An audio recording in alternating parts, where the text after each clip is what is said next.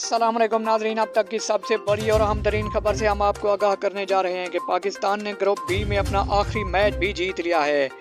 जी हाँ नाज़रीन, पाकिस्तान ने स्कॉटलैंड को शिकस्त से दो चार कर दिया है। नाज़रीन, इस खबर की तमाम तर तफसीलात से हम आपको मुकम्मल तौर पर आगाह करने जा रहे हैं। उससे पहले अगर आप हमारे चैनल पर नए आए हैं तो हमारा चैनल सब्सक्राइब करें और बेल आइकन का बटन ज़रूर प्रेस करें ताकि हर आने वाला नया नोटिफिकेशन आपको मिलता रहे।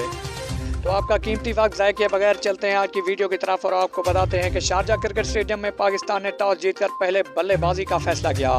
पाकिस्तान ने मुकर्रर 20 ओवर में 190 रन बनाए। बाबर आजम 70, शुएब मलिक 54 और मोहम्मद हफीज़ ने 35 रन की शानदार इनिंग्स खेली। जवाब में स्कॉटलैंड क्रिकेट टीम इब्तदा ही से दबाव का शिकार नजर आई और वक्फे से उसकी विकेटें गिरती रहीं।